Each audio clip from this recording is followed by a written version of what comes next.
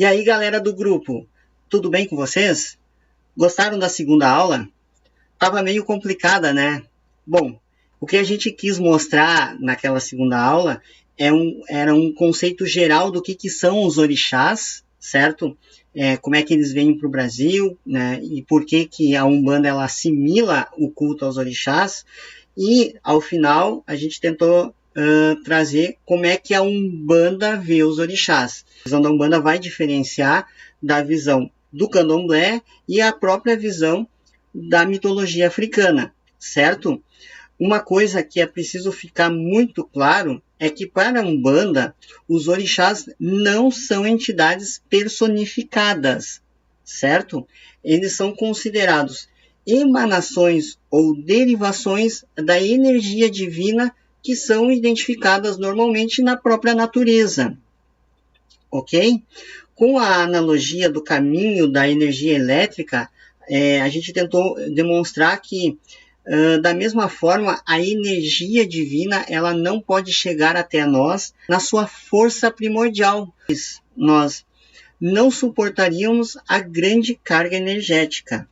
Assim, os orixás constituem atributos da energia divina emanados ou derivados, como a gente vinha falando, ou seja, qualidades divinas manifestadas ou identificadas na natureza. Mesmo sendo emanações divinas, ainda assim os orixás carregam muita energia. Por isso, na Umbanda, diferentemente do Candomblé, os médiuns não incorporam os orixás, por não termos condições físicas de suportar tamanha carga energética. Hoje, então, nós vamos estudar os orixás especificamente no trabalho da Umbanda. Como é que eles se organizam no trabalho da Umbanda, ok? Segue a vinheta e que comece esse batuque. Refletiu a luz divina em todo o seu esplendor. Vem do reino de Oxalá, onde há paz e amor. Luz que refletiu na terra, luz que refletiu no mar, luz que veio de Aruanda para tudo iluminar. Estudo sobre a Umbanda, da Casa Espírita Pai Joaquim. O estudo terceiro, a proposta então, trabalhar os orixás na Umbanda, ok? A primeira pergunta que a gente traz é: quantos orixás possui a Umbanda? A gente já sabe, né, já falamos um pouco sobre isso. A Umbanda ela trabalha então com 7 orixás. Cada um desses 7 orixás vai presidir uma linha, ou seja, a Umbanda possui 7 linhas de trabalho. Então, cada um desses orixás ele preside ou ele rege uma dessas linhas de trabalho da Umbanda. O que a gente tem que entender é que toda a organização dentro da Umbanda, no trabalho da Umbanda, todas as entidades que vão se manifestar nos trabalhos da Umbanda, eles vão estar ligados necessariamente a uma dessas 7 linhas de trabalho, certo? Então, daqui um pouco mais a gente vai ver como é que é essa organização, essa espécie de hierarquia, mas de acordo com a afinidade energética daquela entidade, né, ela vai estar ligada a um atributo divino, a uma dessas emanações divinas que são os orixás. Agora, na sequência, nós vamos falar sobre os 7 orixás principais, né, as 7 linhas de trabalho. Eu vou apresentar 7 orixás aqui, mas como a gente já discutiu na aula anterior, não existe uma corrente que vai definir quais são os 7 orixás. Isso está ligado muito a cada casa umbandista tem os seus 7 orixás principais, e eu vou trazer a proposta aqui que está ligada à Umbanda esotérica, e aí a gente vai conversando as características, certo? Vamos voltar aqui então para a apresentação, né, as linhas então de trabalho da Umbanda. Bom, o primeiro orixá, a primeira linha é Oxalá, né? Dentro das casas de Umbanda, né, Oxalá talvez seja um grande ponto de convergência entre todas as casas umbandistas, porque se trabalham todos praticamente com Oxalá, certo? Depois a gente tem outro orixá muito conhecido de nós, que é o Ogum, né? Seguindo Oxóssi que a gente atribui a linha dos caboclos, ok? Xangô também é muito conhecido da gente, ligado à justiça. Iemanjá, bastante conhecido, inclusive temos uma referência a Iemanjá dentro da nossa casa, certo?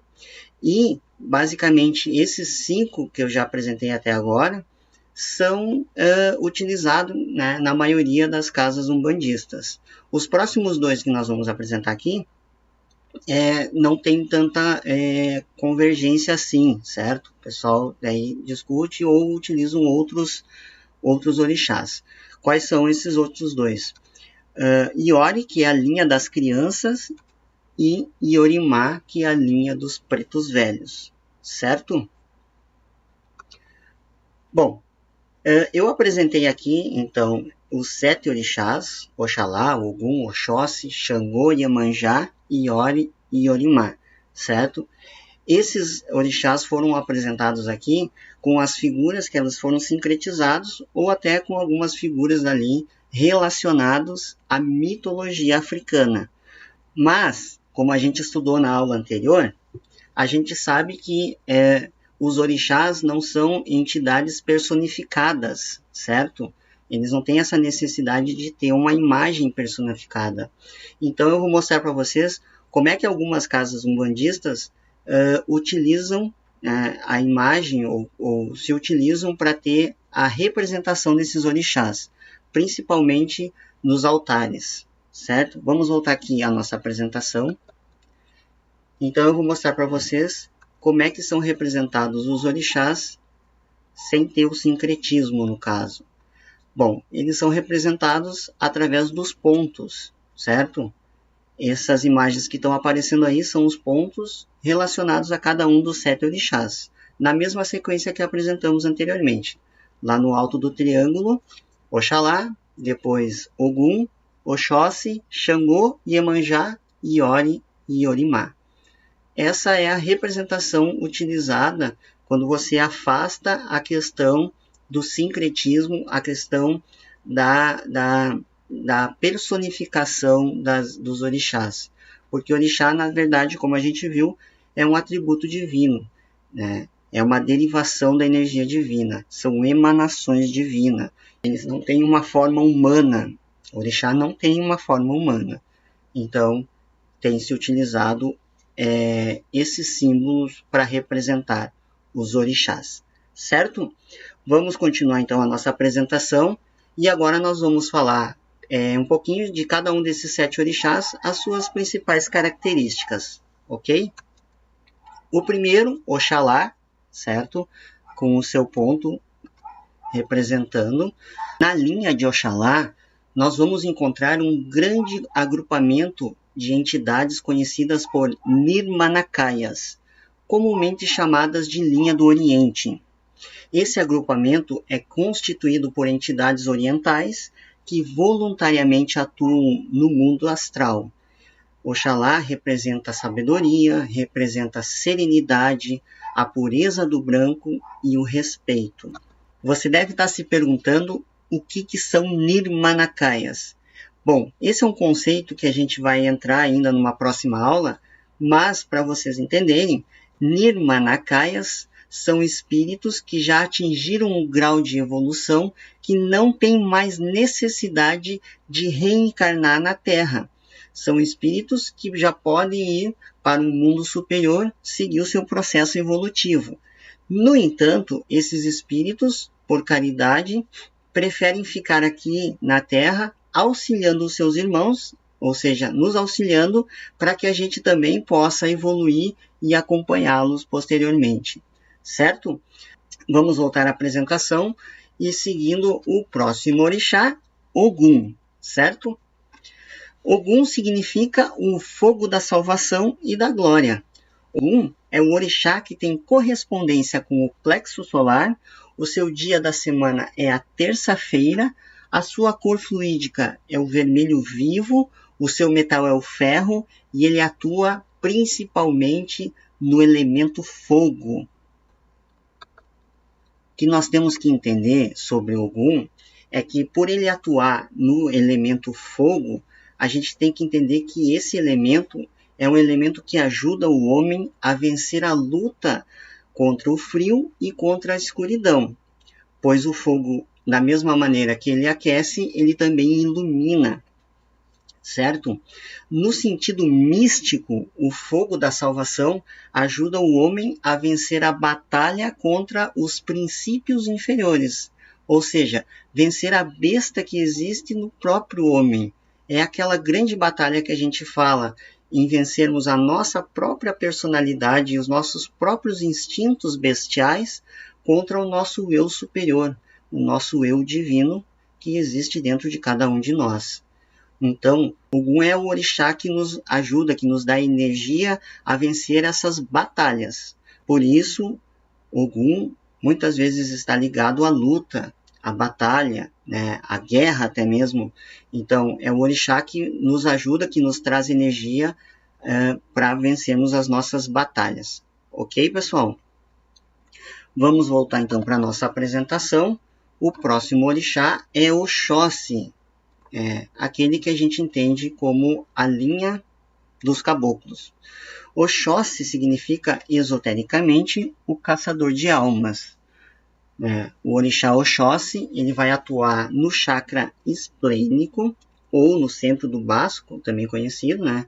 O seu dia da semana de maior vibração é a sexta-feira, a sua cor fluídica é o azul, o planeta regente é Vênus, o metal é cobre e ele atua basicamente no elemento ar. O próximo, então, é Xangô, certo? Xangô é o orixá da balança kármica, o comandante das almas. Este orixá atua no chakra cardíaco. O seu dia da semana é a quinta-feira, o metal o estanho, a cor fluídica é o verde brilhante, o planeta regente é Júpiter. O orixá Xangô prepondera sobre as 4 classes de espíritos da natureza, principalmente os gnomos e as ondinas. Ele tem grande poder de penetração no subsolo do planeta, nas montanhas e nas pedreiras, ou seja, no mundo mineral. Novamente, você deve estar se perguntando o que são esses espíritos da natureza, né? Ou as 4 classes de espíritos da natureza. São conceitos que a gente também vai entrar mais adiante, certo? Mas o que a gente tem que entender é que para os elementos da natureza, a terra, o fogo, a água e o ar, existem espíritos atuando no mundo espiritual, né? Ou os elementares, também conhecido. E aí, o que está dizendo ali é que Xangô tem atuação sobre esses espíritos, sobre esses elementares, certo? Principalmente no mundo mineral, né?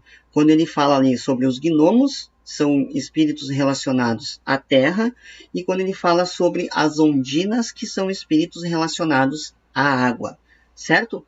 Vamos voltar aqui. Bom, dentro da linha de Xangô, nós encontramos um grande grupamento de entidades chamados de linha das almas. O que são linha das almas? São entidades em nível de protetores que foram grandes magos e se especializaram dentro da Umbanda e nos trabalhos de magia branca, combatendo frontalmente a magia negra. São raríssimos os médiuns que possuem ou que incorporam essas entidades, que se apresentam como velhos. Entretanto, não são os pretos velhos da linha de Orimá, ok? São exímios magistas, conhecedores de todos os segredos da cabala, da alquimia e da astrologia. Certo? Voltando então, o próximo orixá é Iemanjá.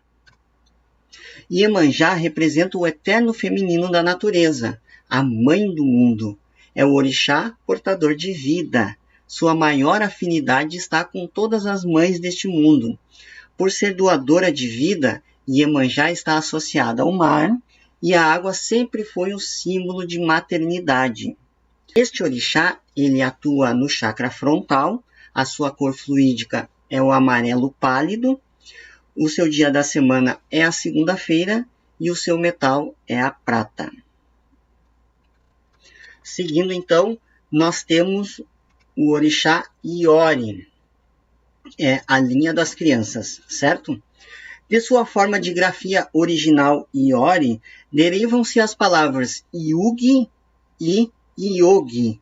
É o mesmo que religião, ou seja, são palavras que significam, no sânscrito, unir ou ligar. Por isso, o yoga é a ciência da união. A palavra yoga, ela é derivada da palavra iori, certo? Iori, então, é a linha da pureza e do amor. Sua cor fluídica é o alaranjado, o seu dia da semana é a quarta-feira, seu metal é o mercúrio, seu elemento o ar, o chakra que ele atua é o laríngeo e o seu planeta regente é Mercúrio. Uma observação sobre Iori. Iori é considerado a linha da pureza porque as entidades que trabalham principalmente junto de Iori são entidades que já atingiram o seu grau de evolução, que não tem mais necessidade de reencarnar na Terra. Ou seja, são os nascidos de novo, aqueles que atingiram um grau de evolução onde você já tem uma pureza maior nos seus trabalhos. Por isso que a energia de Iori está muito ligado à questão da pureza, certo? Vamos voltar então à nossa apresentação, vamos continuar, e o nosso próximo orixá é Iorimá, a linha dos pretos velhos, certo? É chamada a linha dos pretos velhos ou simplesmente dos velhos. A linha dos magos velhos da cabala, da magia, das 7 ciências ocultas.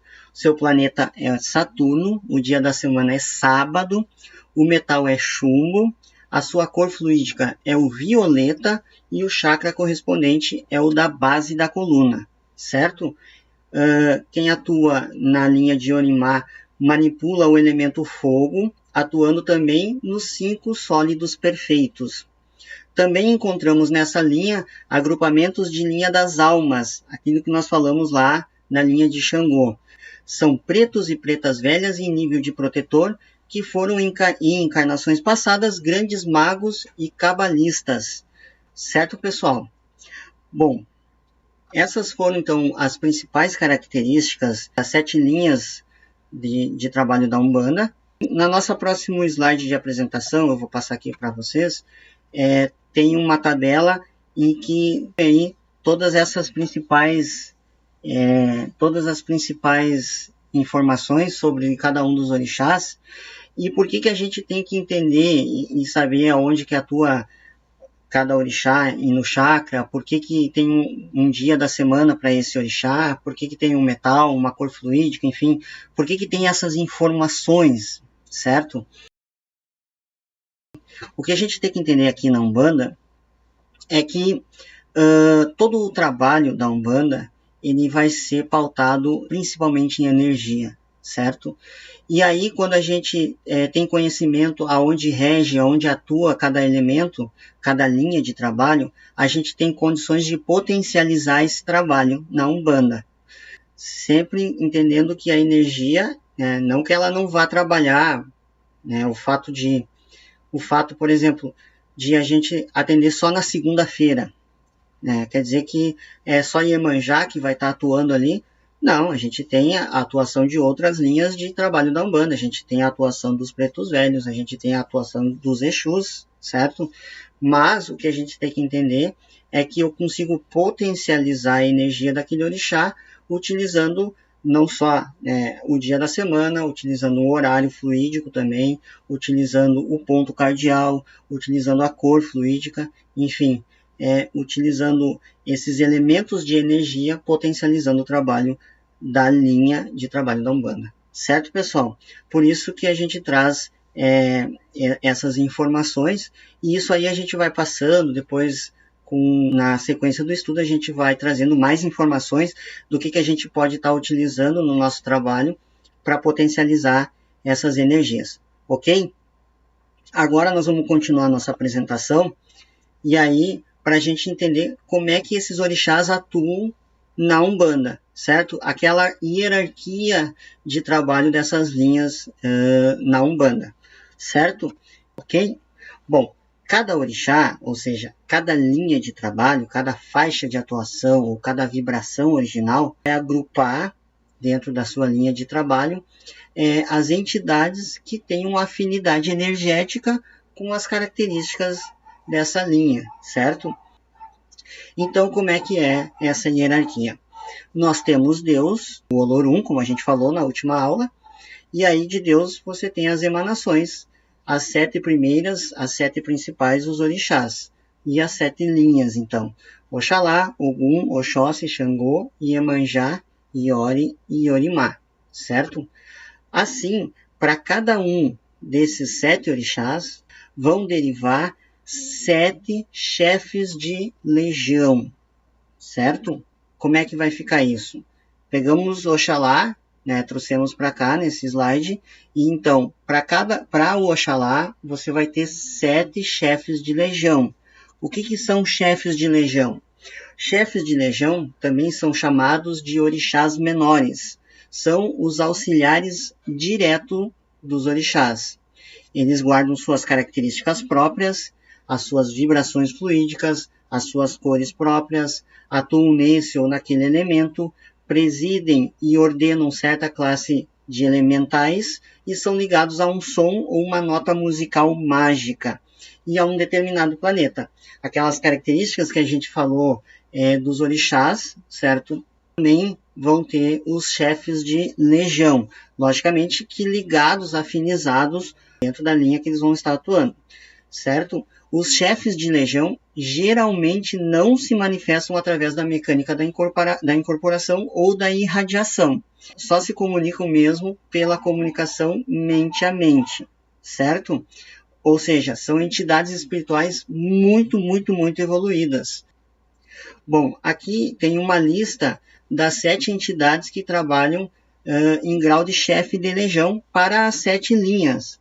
Então, nós temos, por exemplo, na linha de Ogum, primeiro chefe de legião vai ser Matinata, depois Beiramar, Yara, Dilei, Rompimato, Megê e de Malê, certo? Na linha de Oxóssi tem Jurema, tem Araribóia, Cobra Coral, Arranca-Toco, Tupiara, Arruda e Pena Branca, certo? Então, para cada um dos 7 orixás, vão ter 7 chefes de legião, certo? Estão nominados aí, depois vocês podem ler com mais calma aí em casa, certo? Uma observação, não importa a forma, não importa o nome, não importa como está se apresentando a entidade. O que a gente sempre tem que levar em consideração é o conteúdo que ela está passando, né? Se aquilo que ela está passando é um conteúdo de elevação, certo? Vamos voltar à apresentação. Bom, como nós vimos então, tem o orixá, para cada orixá você tem 7 chefes de legião, e para cada um desses chefes de legião, nós vamos então ter 7 guias chefes de falange. Os chefes de falange atuam num plano astral, formando o que se denomina corpo de ilusão, pois em virtude de sua grande evolução, eles não possuem mais uma forma. Então, para eles poderem se manifestar aqui no nosso plano astral, eles precisam criar um corpo para eles. E aí, seguindo, né, a nossa hierarquia, para cada guia chefe de falange, nós vamos ter também 7 protetores, certo? Os protetores são entidades que ainda conservam o corpo astral da sua última encarnação, porém, por razões simbólicas, ocultas e altamente metafísicas, tanto os guias como os protetores obedecem ao divino triângulo, vibrando naquilo que conhecemos como as 3 formas. Bom, pessoal, novamente já temos outros conceitos aqui que a gente ainda não estudou, né? O divino triângulo, a Umbanda ela é reconhecida no plano astral pelo triângulo, certo?